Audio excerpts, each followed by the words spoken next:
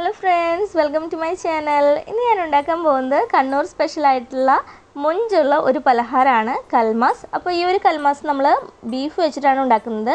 അപ്പോൾ എങ്ങനെയാണ് ഈ ഒരു പലഹാരം ഉണ്ടാക്കുന്നതെന്ന് നോക്കാം. അതിനായിട്ട് ആദ്യം തന്നെ ഒരു പാൻ എടുത്ത് അതിലേക്ക് 2 ടേബിൾ സ്പൂൺ വെളിച്ചെണ്ണ ഒഴിച്ചു കൊടുക്കുക. വെളിച്ചെണ്ണ ചൂടായി വരുമ്പോൾ 2 സവാള ചെറുതായി അരിഞ്ഞത്, കുറച്ച് കറിവേപ്പില, ഒരു 3 പച്ചമുളക് ചെറുതായി അരിഞ്ഞത്, 4-5 വെളുത്തുള്ളി ചെറുതായി അരിഞ്ഞത്, ഇഞ്ചി ചെറിയൊരു പീസ് വളരെ നൈസായിട്ട് അരിഞ്ഞത്, ഇത്രയും ചേർത്ത് കൊടുത്തിട്ട് മീഡിയം ഫ്ലെയിമിലിട്ട് നന്നായി ഇതൊന്ന് വഴറ്റിയെടുക്കണം. നല്ലതുപോലെ വഴന്നു വരുന്ന സമയത്ത് തീ ലോ ഫ്ലെയിമിലേക്ക് മാറ്റി അതിലേക്ക് 1 ടീസ്പൂൺ മഞ്ഞൾപ്പൊടി, 2 ടീസ്പൂൺ മുളക് പൊടി, 1 ടീസ്പൂൺ മല്ലിപ്പൊടി ഇത്രയും ചേർത്ത് കൊടുക്കുക. എന്നിട്ട് ലോ ഫ്ലെയിമിലിട്ടിട്ട് വേണം നമ്മൾ പൊടികളെല്ലാം മൂപ്പിച്ചെടുക്കാനായിട്ട്. പൊടികൾ നന്നായി മൂത്ത് വന്നാൽ മാത്രമാണ് നമ്മുടെ മസാല നല്ലൊരു ടേസ്റ്റ് കിട്ടുള്ളൂ. അങ്ങനെ പൊടികൾ നന്നായി മൂപ്പിച്ചെടുക്കുക. വെളിച്ചെണ്ണ കുറവായിട്ട് തോന്നുകയാണെന്നുണ്ടെങ്കിൽ 1 ടീസ്പൂൺ കൂടി നമുക്ക് ആഡ് ചെയ്ത് കൊടുക്കാം. എന്നിട്ട് അതിലേക്ക് പൊടികൾ മൂത്ത് വന്നതിന് ശേഷം മാത്രം അതിലേക്ക് നമുക്ക് വേവിച്ച് വെച്ചിട്ടുള്ള ഉപ്പും മഞ്ഞൾപ്പൊടിയും മുളക് പൊടിയും ചേർത്തിട്ട് വേവിച്ച് വെച്ചിട്ടുള്ള ബീഫ് ജസ്റ്റ് ഒന്ന് ക്രഷ് ചെയ്തിട്ട് ഇട്ട് കൊടുക്കാം.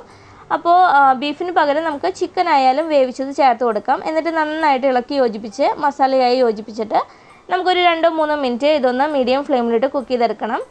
ഇനി മസാല ഒക്കെ ഒന്ന് സെറ്റായി വരാൻ വേണ്ടിയിട്ട് 2 ടീസ്പൂൺ വെള്ളം കൂടി ഞാൻ ചേർത്ത് കൊടുക്കുന്നുണ്ട്. വെള്ളം ചേർത്തതിന് ശേഷം നന്നായി ഇളക്കി യോജിപ്പിച്ചിട്ട് 1 മിനിറ്റ് നമുക്കിതൊന്ന് കുക്ക് ചെയ്തെടുക്കാം. അപ്പോൾ നമ്മുടെ ഫില്ലിംഗ് ഇവിടെ റെഡി ആയിട്ടുണ്ട്. ബീഫ് ഫില്ലിംഗ് ഇവിടെ റെഡിയായി.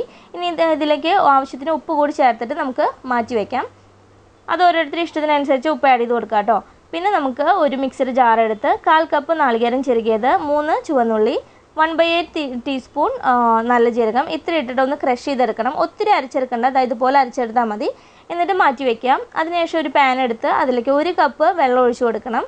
പിന്നെ അതിലേക്ക് ആവശ്യത്തിന് ഉപ്പ്, ഞാനിപ്പോൾ 1 ടീസ്പൂൺ ഉപ്പാണ് ആഡ് ചെയ്ത് കൊടുക്കുന്നത്. പിന്നെ 1 ടേബിൾ സ്പൂൺ വെളിച്ചെണ്ണ കൂടി ചേർത്ത് കൊടുത്തിട്ട് നമുക്ക് വെള്ളം ഒന്ന് തിളപ്പിച്ചെടുക്കാം. വെള്ളം നന്നായി തിളച്ച് വരുന്ന സമയത്ത് തീ ലോ ഫ്ലെയിമിലേക്ക് മാറ്റി 1 കപ്പ് വറുത്ത അരിപ്പൊടി, പത്തിരിപ്പൊടിയാണ് ഞാൻ ചേർത്ത് കൊടുക്കുന്നത്. എന്നിട്ട് പൊടിയുടെ എല്ലാ ഭാഗത്തേക്കും വെള്ളം ആവുന്ന വിധത്തിൽ ഒന്ന് ഇളക്കി കൊടുക്കുക. പെട്ടെന്ന് തന്നെ ഇളക്കി കൊടുക്കണം. എന്നിട്ട് തീ ഓഫ് ചെയ്തതിന് ശേഷം നമ്മൾ അരച്ച് വെച്ചിട്ടുള്ള നാളികേരത്തിൻ്റെ അരപ്പ് മുഴുവനായിട്ടും അതിലേക്ക് ചേർത്ത് നന്നായി ഒന്ന് മിക്സ് ചെയ്ത് കൊടുക്കുക. എന്നിട്ട് ഇതൊരു പാത്രത്തിലോട്ട് മാറ്റാം. ഇപ്പോൾ ഞാനിതൊരു പാത്രത്തിലോട്ട് മാറ്റിയിട്ടുണ്ട്. ഇപ്പോൾ തന്നെ കുഴച്ചെടുക്കുമ്പോൾ കൈ പൊള്ളുന്നതുകൊണ്ട് 2 മിനിറ്റ് അടച്ചു വെച്ചതിന് ശേഷമാണ് ഞാനിത് കുഴച്ചെടുക്കുന്നത്. അപ്പോൾ നല്ല ചൂടുണ്ടായിരിക്കും, അതുകൊണ്ട് കുറച്ച് വെള്ളത്തിൽ കൈ മുക്കിയിട്ട് കുഴച്ചെടുക്കാനായിട്ട് ശ്രദ്ധിക്കുക. അപ്പോൾ ഇടയ്ക്കിടയ്ക്ക് വെള്ളത്തിൽ കൈ മുക്കിയിട്ട് കുഴച്ചെടുക്കുമ്പോൾ കൈന് അത്ര അധികം ചൂട് തോന്നില്ല. എന്നിട്ട് നല്ല സോഫ്റ്റായിട്ട് തന്നെ നമുക്ക് ചെറു ചൂടോടുകൂടി തന്നെ ഇത് കുഴച്ചെടുക്കണം. ആ ചൂടാറി കഴിഞ്ഞിട്ടുണ്ടെങ്കിൽ അത് ഹാർഡായി പോവും. അതുകൊണ്ടാണ് ചെറു ചൂടിൽ തന്നെ നമ്മളത് കുഴച്ചെടുക്കുന്നത്. എന്നിട്ട് കുറേശ്ശെ മാവ് എടുത്തിട്ട് ഇതുപോലെ കൈപ്പത്തിയിൽ വെച്ച് ഒന്ന് പരത്തിയെടുക്കാം. ഒത്തിരി നൈസായിട്ട് പരത്തേണ്ട ആവശ്യമില്ല, ചെറിയൊരു തിക്നെസ്സിൽ പരത്തിയെടുത്തതിന് ശേഷം ഇനി നമ്മൾ മുമ്പ് റെഡിയാക്കി വെച്ചിട്ടുള്ള ബീഫിൻ്റെ ഫില്ലിങ് അതിലേക്ക് വെച്ച് കൊടുത്തിട്ട് ജസ്റ്റ് പതുക്കേനെ ഒന്ന് മടക്കി കൊടുത്ത് കയ്യിൽ കുറച്ച് വെള്ളം തൊട്ട് ഇതൊന്ന് ഒട്ടിച്ചു കൊടുക്കാം. അപ്പോൾ പൊട്ടലൊന്നും ഇല്ലാത്ത വിധത്തിൽ വേണം നമ്മളിത് ഒട്ടിച്ചു കൊടുക്കാനായിട്ട്. അങ്ങനെ ഒട്ടിച്ചതിന് ശേഷം കയ്യിൽ വെച്ച് ഇതുപോലെ ഇങ്ങനെ ഒന്ന് റോൾ ചെയ്തെടുക്കുക. അപ്പോൾ ഉന്നക്കായുടെ അതേ ഒരു ഷേപ്പല്ല, കുറച്ച് വ്യത്യാസമുണ്ട് ഈ ഒരു കൽമാസിൻ്റെ ഷേപ്പിന്. അങ്ങനെ നമ്മൾ ഒരു കൽമാസ് ഇവിടെ റെഡി ആയിട്ടുണ്ട്. ഇനി ഈ റെഡിയായ കൽമാസ് നമ്മൾ ഏത് പാത്രത്തിലാണോ ആവി കയറ്റുന്നതെങ്കിൽ ആ പ്ലേറ്റിൽ കുറച്ച് എണ്ണ തടവിയിട്ട് അതിലേക്ക് വെച്ച് കൊടുക്കാം.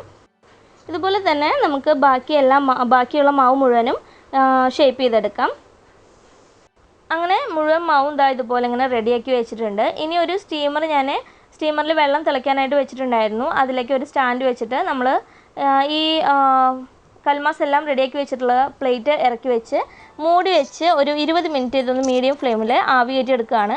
ഇപ്പോൾ 20 മിനിറ്റ് കഴിഞ്ഞു. നമ്മുടെ കൽമാസ് എല്ലാം ഇവിടെ റെഡി ആയിട്ടുണ്ട്. ഇനി ഇതൊന്ന് ഫ്രൈ ചെയ്യാനുള്ള മസാല റെഡിയാക്കാം. അതിന് വേണ്ടിയിട്ട് ഒരു ബൗളിലേക്ക് 3 ടീസ്പൂൺ മുളക് പൊടി, 1/2 ടീസ്പൂൺ മഞ്ഞൾപ്പൊടി, ആവശ്യത്തിന് ഉപ്പ്, കുറച്ച് കറിവേപ്പിലയും കൂടി ഇട്ടിട്ടൊന്ന് മിക്സ് ചെയ്തെടുത്തതിന് ശേഷം കുറേശ്ശെ വെള്ളം ഒഴിച്ച് കൊടുത്ത് ഒന്ന് കലക്കിയെടുക്കാം. ഒത്തിരി ലൂസ് വേണ്ട, ഈ ഒരു തിക്നെസ്സിൽ കലക്കിയെടുത്ത് വെക്കാം. അതിനുശേഷം ഒരു പാനിലേക്ക് ആവശ്യത്തിന് എണ്ണ ഒഴിച്ച് കൊടുത്തിട്ട് എണ്ണ ചൂടായി വരുമ്പോൾ നമ്മൾ റെഡിയാക്കിയിട്ടുള്ള മസാലയിൽ കൽമാസ് ഓരോന്നും മുക്കി എണ്ണയിലോട്ട് വെച്ച് കൊടുത്ത് അതൊന്ന് മീഡിയം ഫ്ലെയിമിലിട്ടിട്ടൊന്ന് ഫ്രൈ ചെയ്തെടുക്കാം. അപ്പോൾ എല്ലാ ഭാഗവും ജസ്റ്റ് ഒരു ഗോൾഡൻ ബ്രൗൺ കളർ ആവുന്നത് വരെ നമുക്കൊന്ന് ഫ്രൈ ചെയ്തെടുക്കണം. അങ്ങനെ നമ്മുടെ ബീഫ് കൽമാസ് ഇവിടെ റെഡി ആയിട്ടുണ്ട്.